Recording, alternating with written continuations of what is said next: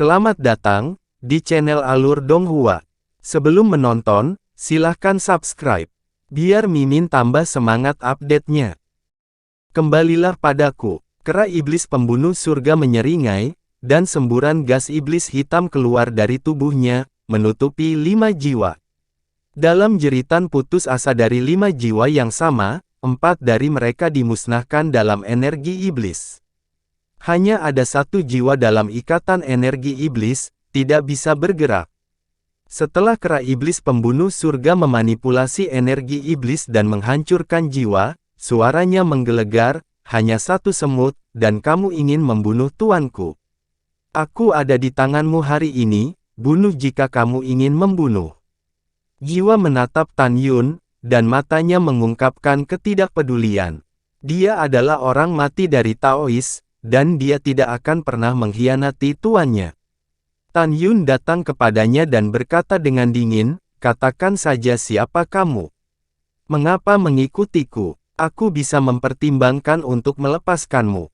Tan Yun, kamu binatang kecil, tidak akan mendapatkan apa yang ingin kamu ketahui dari mulutku. Semangat pria parubaya itu menghina. Betulkah? Tan Yun tiba-tiba menampilkan mata Dewa Hongmeng, menatap jiwa dewa pria parubaya itu. Saat tubuh pria parubaya itu hancur, jiwa yang lemah dengan mudah dikendalikan oleh Tan Yun. Tan Yun menemukan anomali saat ini, yaitu, tidak satu pun dari 9 orang yang memohon belas kasihan. Tan Yun mengerutkan kening dan berkata sambil berpikir, apakah kamu orang yang sudah mati? Iya, pria parubaya itu berkata. Tan Yun tahu bahwa selama dia adalah orang mati, dia tidak bisa langsung bertanya siapa yang berada di balik layar. Karena orang mati semuanya telah bersumpah setia kepada tuannya, ketika dia ingin menyebut nama tuannya, dia akan menderita kutukan Tuhan dan mati. Namun, Tan Yun bisa bermain untuk meminta master di balik layar. Apakah kamu tahu siapa yang menyakiti Shen Qingqiu? Tanya Tan Yun. Tidak tahu. Lalu siapa yang menyakiti Shen Subing? Kau tahu? Tan Yun berkata lagi. Tahu. Siapa? Mata Tan Yun penuh dengan rasa dingin. Ini Tuan Yu Ying. Tan Yun memikirkan luka pedang yang ditinggalkan oleh pedang terbang wanita di tubuh Shen Subing, dan bertanya, apakah Tuan Yu Ying di mulutmu seorang wanita? Benar. Apa kekuatannya? Tanya Tan Yun. Alam jiwa ilahi ke-7. Di mana dia? Tuan Yu Ying, ilhami jimat tembus pandang untuk bersembunyi di atas gerbang gunung divisi berjasa.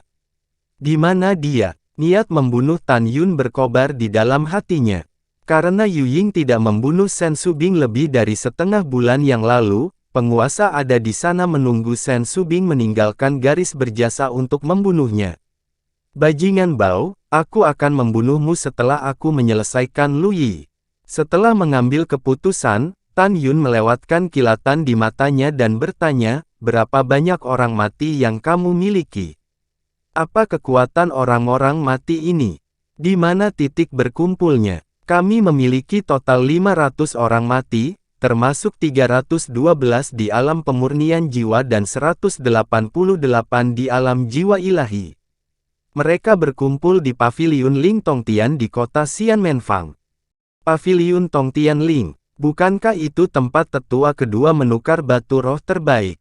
Tan Yun mulai paham, dan kemudian berkata, katakanlah, kecuali Paviliun Ling Tian, kemana Anda sering pergi? Itu adalah urat nadi pintu abadi, jalur gunung abadi. Jiwa parubaya itu, oh, siapa pemilik gunung Peri Kidao? Tan Yun tahu bahwa dia telah mencapai akhir. Dia menatap bibir pria parubaya itu. Iya, suara pria parubaya itu berhenti tiba-tiba, dan segera musnah. Tetapi Tan Yun menilai dari saat sebelum kehancurannya, menurut bibir pria parubaya itu, bahwa itu harus menjadi karakter persegi. Fang, Tan Yun bergumam, Huang Fuyu tiba-tiba berkata, Fang Changhai. Itu pasti dia, Fang Changhai, kepala divisi gerbang abadi. Fang Changhai, dasar orang tua, tunggu aku. Tan Yun mengepalkan tinjunya, setelah Lao Su memecahkan orang matimu, aku akan menghancurkanmu. Tuan, 2 orang dari jarak 30.000 mil terbang ke arah kita. Kera pembunuh surga berkata, seorang lelaki tua memiliki 6 tingkat alam jiwa ilahi, dan seorang pria paruh baya memiliki 1 tingkat alam jiwa ilahi. Mendengar ini, mulut Tan Yun sedikit terangkat. Menurut perhitungan waktu, Lu Yi seharusnya ada di sini. Kera tua, kamu menyingkat penampilan. Siap tuan. Aura iblis menyembur dari mulut pembunuh iblis, memadatkan penampilan keduanya dalam kehampaan. Hehe, aku tidak menyangka dia Ken Han ada di sini juga. Nah, aku akan membunuhnya. Setelah Tan Yun mencibir, dia memerintahkan kera pembunuh surga untuk menyelinap ke dalam pelukannya. Setelah itu, Tan Yun berbaring di rumput lagi, memberi isyarat kepada Huang Fuyu yang hilang, apa yang kamu lakukan? Turun. Oh. Huang Fuyu memandang kera di lengan Tan Yun dengan ngeri, menelan ludahnya, dan berkata dengan gemetar, Saudara Tan, dia mengucapkan kata-kata manusia dan memanggil Tuan. Indera binatang bahkan dapat menemukan 3 pemandangan ribuan mil jauh. Mungkinkah makhluk roh itu di tahap awal tier 5? Mendengar ini, Tan Yun tersenyum dan berkata, ini hanya periode transisi tingkat keempat, tetapi kesadaran binatang telah mencapai tahap awal dari tingkat kelima. Saudara Tan, itu sangat kuat. Huang Fuyu menatap mata Tan Yun, dan ada sedikit kekaguman. Kamu hanya pemurnian jiwa lapisan ke-8, bagaimana kamu punya binatang roh yang begitu kuat? Saudaraku, ceritanya panjang, aku akan berbicara denganmu lagi di masa depan. Tan Yun menasihati, kamu harus menyimpan rahasia untuk saudaramu, jika tidak, akan sangat berbahaya. Yah, jangan khawatir, aku akan merahasiakannya. Huang Fuyu mengangguk. Pada saat ini, Tan Yun adalah misteri yang tak terpecahkan di dalam hatinya. Jika dia tidak melihatnya dengan matanya sendiri, akan sulit baginya untuk percaya bahwa Tan Yun akan memiliki binatang roh tingkat 4. Saudara Xian, tunggu sebentar di sini. Setelah Tan Yun meninggalkan kalimat, dia menggunakan langkah dewanya untuk meluncur ke bawah menuju tebing setinggi puluhan ribu kaki. Tan Yun mendarat di puncak tersembunyi, di bawah gunung di seberangnya. 8 tahun yang lalu, setelah Tan Yun menghapus kolam Luwu, dia menggali sebuah gua di kaki gunung di depannya. Setelah melemparkan Luwu ke dalam gua, dia memblokir pintu masuk gua dengan batu besar. Tan Yun melambaikan tangan kanannya, dan sebuah gua terlihat setelah batu besar itu terangkat. Setelah itu, Tan Yun melakukan langkah dewa, melintas ke arah gunung sepi yang berlawanan, dan setelah mencapai puncak, dia dan Huang Fuyu berbaring di rumput di puncak.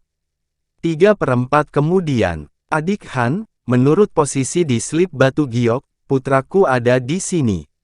Ada suara yang tidak pasti di langit, dan Lu Yi dan Han Yong terbang keluar gua pada saat berikutnya. Pada saat ini, wajah Lu Yi jelek, karena ketika mereka meninggalkan alam rahasia dari divisi pil abadi, mereka menemukan bahwa tablet batu gerbang gunung telah dihancurkan. Selain itu, ada juga mayat murid tertutupnya Zhouang di perahu. Uwer, anakku. Pada saat ini, Lu Yi tiba-tiba bergegas ke dalam gua, melihat kerangka yang tergeletak di tanah dan kehilangan kakinya di dalam gua. Dia berlutut di depan kerangka itu, menangis. Anakku yang malang, jangan khawatir, ayah dan paman Hanmu pasti akan menemukan pembunuhnya dan membalaskan dendammu. Han Yong memasuki gua, memandang Lu Yi yang terisak-isak, dan menghibur, saudaraku, yang mati tidak bisa kembali, jadi jangan sedih. Jangan khawatir, aku akan menemukan pembunuhnya, saudara muda. Pada saat ini, di luar gua, sebuah suara tua yang samar terdengar, tidak perlu memeriksa, lelaki tua ini tahu siapa pembunuhnya. Siapa di luar? Lu Yi tua menangis, dan Han Yong tiba-tiba berbalik untuk melihat seorang pria mengenakan kain kasa dingin masuk. Kamu siapa? Lu Yi dan Han Yong waspada. Kain kasa nafas kura-kura menghalangi keduanya untuk mengintip, dan mereka tidak bisa melihat ranah dan penampilan Tan Yun. Kalian berdua, kalian tidak perlu tahu siapa lelaki tua ini, dan kalian tidak berhak tahu. Suara acuh tak acuh Tan Yun membuat keduanya terkejut. Orang yang bermulut besar, apakah itu orang tua kuno di atas? Han Yong dan Lu Yi saling melirik. Setelah diam-diam berbicara, Lu Yi mengepalkan tinjunya dan membungkuk, "Senior, tolong beritahu siapa yang membunuh putra junior. Kamu berlutut dan memohon pada lelaki tua ini, dia akan memberitahumu." Suara tua itu datang dari mulut Tan Yun. Lu Yi ragu-ragu. "Aku sudah memberimu kesempatan. Karena kamu tidak berlutut, maka lelaki tua ini bisa pergi. Begitu aku pergi, kamu tidak akan pernah tahu siapa pembunuhnya." Tan Yun tertawa dan berbalik untuk pergi. "Senior," Lu Yi tiba-tiba berlutut, "Senior tolong beritahu. Kamu juga berlutut." Tan Yun kembali menatap Han Yong. Han Yong marah, tetapi melihat Lu Yi menatap tatapan memohon, dia menarik napas dalam-dalam dan berlutut perlahan. "Yah, sangat bagus." Sebuah cibiran dari sudut mulut Tan Yun, dan dia berjalan dengan tenang di depan keduanya, tanpa ragu berkata, "Dengar baik-baik, lelaki tua ini hanya akan mengatakannya sekali." "Siap senior." Lu Yi mengangkat kepalanya, menatap Tan Yun dengan penuh harap. "Itu, aku." Tan Yun tiba-tiba mengangkat kain kasa kura-kura, dan tiba-tiba menyapu kaki kanannya ke arah dua yang tidak curiga, dan memukul lengan kanan Han Yong dengan satu kaki. Retakan. Tidak. Segera, bahu kanan Han Yong pecah berkeping-keping, lengannya patah, darah menyembur dari mulutnya, dan tubuhnya menghantam dinding gua. "Tan Yun, kau bajingan kecil, aku akan membunuhmu." Lu Yi memikirkan kematian Lu Wu. Dia meraung, dan membanting telapak tangan kanannya untuk menembak dada Tan Yun. Menghadapi telapak tangan kanan yang menyerang, Tan Yun masih berdiri dengan tangan terkepal, tidak menghindar.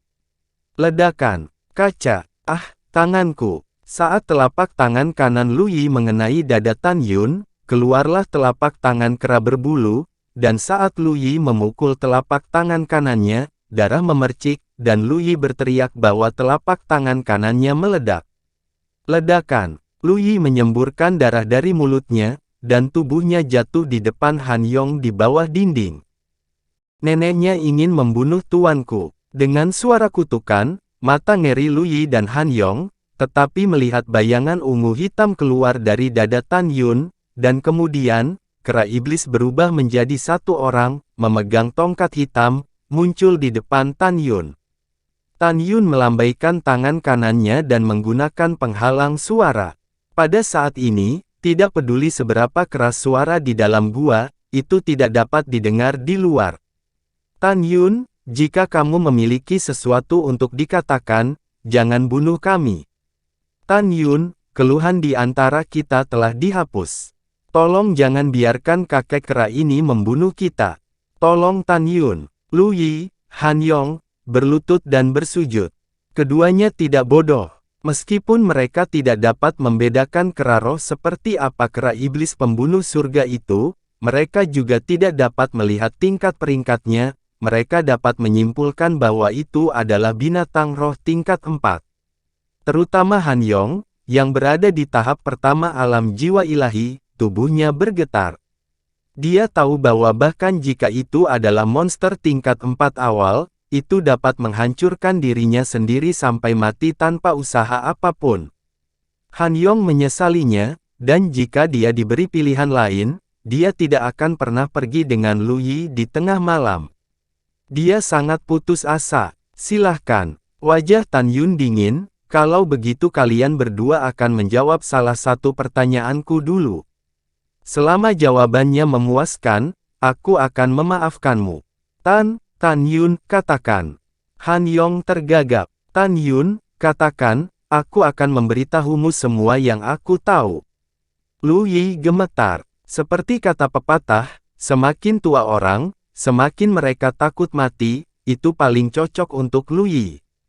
Dalam hatinya, Jika dia bisa menanggung penghinaan dan menjalani balas dendamnya, mengapa repot-repot mati? Tan Yun memandang Han Yong dan berkata dengan dingin, lebih dari setahun yang lalu, ketika saya masih di Divis Pil Gerbang Abadi, 89 murid di bawah sekolah Lu Yi membunuh 136 murid. Untuk Diaken Aula Disiplin, seharusnya dihukum mati atau menghapus basis kultivasi dan mengusirnya. Tapi bagaimana denganmu? Kamu binatang, tidak hanya membalikkan fakta, tetapi juga mengusulkan untuk membiarkan aku bertarung melawan 89 murid sebagai murid berjasa. Tan Yun berkata dengan suara rendah, "Kera tua, patahkan kakinya untukku." Oke, kera iblis surga menjawab, dan dia melambaikan tongkat hitam dengan tangan kanannya, kaca. Kaki Han Yong terputus. Ah, kakiku. Han Yong berkeringat karena rasa sakit, memar di wajahnya. Diakon Han, jika saya tidak kuat, jika tidak dia akan mati di tangan 89 orang. Tan Yun menyipitkan matanya, dan sedikit rasa dingin muncul di matanya. Sekarang kamu menjawabku, jika kamu adalah aku, apakah aku akan mengampunimu? Pikirkan jawaban, tidak puas, aku tidak akan membiarkanmu pergi. Suara Tan Yun, seperti kutukan, membuat rambut Han Yong menakutkan. Pada saat ini, Han Yong menebak bahwa Tan Yun bertekad untuk bunuh diri, tetapi bagaimana jika ada kesempatan? Aku, Han Yong berkata dengan cepat dengan suara gemetar, aku tidak akan membiarkan diriku pergi. Tan Yun, kamu harus puas dengan jawaban ini. Jangan bunuh aku dulu. Ada banyak harta dan batu spiritual di aulaku. Selama kamu tidak membunuhku, aku akan memberimu semua ini. Tan Yun mengepalkan tinjunya, aku tidak menginginkan apapun, aku hanya menginginkan hidupmu. Kera tua bunuh. Tan Yun, matimu tidak akan baik. Kutukan Han Yong tiba-tiba berhenti dan dia dipukuli sampai mati oleh kera iblis. Begitu jiwa itu terbang keluar dari mayat, jiwa itu dihancurkan oleh kera iblis pembunuh surga. Tan Yun, dengarkan aku. Lu Yi panik, kamu membunuh anakku, aku bersumpah untuk tidak membalas dendam padamu. Juga, meskipun selama kompetisi besar Dansu, aku memang ingin membunuhmu karena kamu membunuh 89 muridku. Tapi, aku tidak benar-benar membunuhmu. Kebencian antara kamu dan aku disebabkan oleh 89 murid, dan sekarang kamu telah membunuh mereka. Aku juga berada di alam rahasia divisi pil di depan semua orang, berlutut untukmu, dipukuli dan dipermalukan olehmu. Benar-benar tidak ada kebencian mendalam lainnya di antara kita. Tan Yun, maafkan aku, kumohon. Mendengar ini, Tan Yun berpikir sejenak dan berkata, apa yang Anda katakan masuk akal. Mendengar ini, ketika Lu Yi baru saja menghela nafas lega. Terima kasih sudah menonton, sampai jumpa di episode selanjutnya. Jangan lupa subscribe, like, dan nyalakan loncengnya. Sampai jumpa.